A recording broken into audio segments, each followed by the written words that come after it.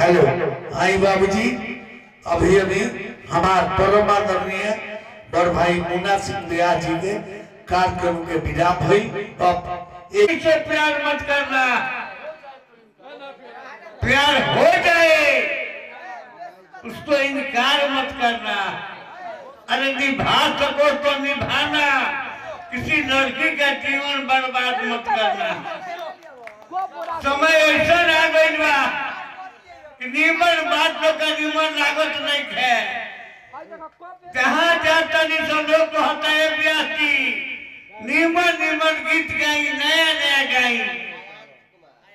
पैसा तारा क्या हो?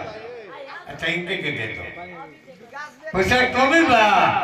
चलो दरबार में आई करो, ऐसा दरबार अकेला से ब्यास लो लदा के जाला। पैसा कुछ चीज ना हो, तबला बाजे ढीन ढीना, एक जना पर 3 जना।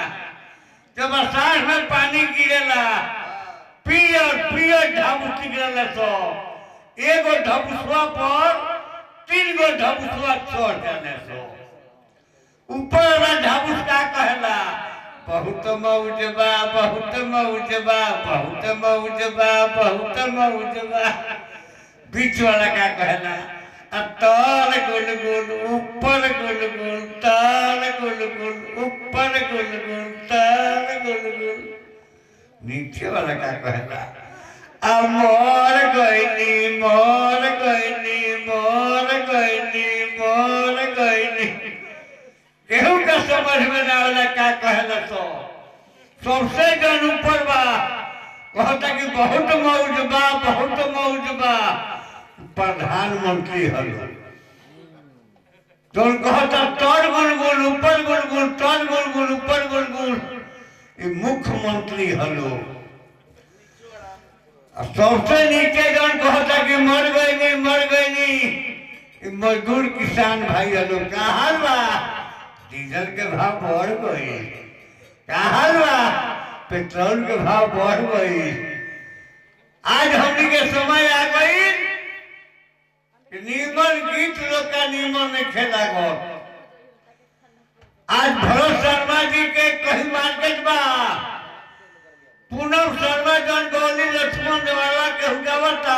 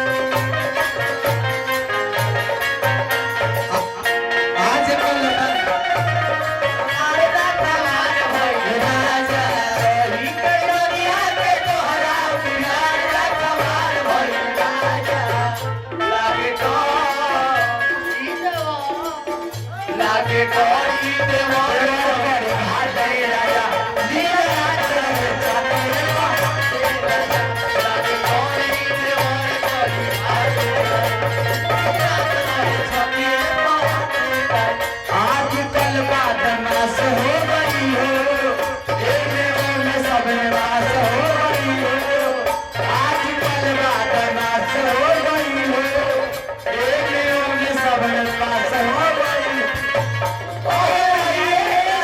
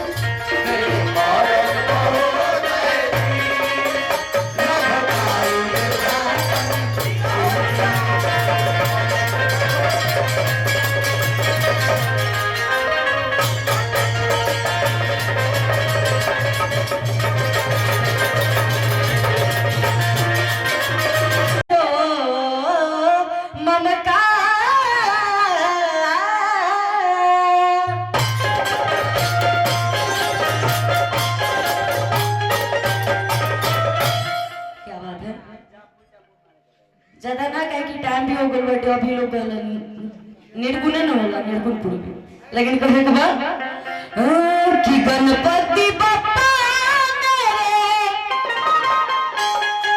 अरे कि हर लोग ए भैया डिस्पेक्ट नहीं सब उतना मन के अरे कि जय हो गणेश तेरी जय हो गणेश अतनी सब फुरियाल हम भैया बका के दिन भर चिल्ला चिल्ला के फिर यूज चिल्ला ही आइल बने हाँ जय हो गणेश तेरी जय हो गणेश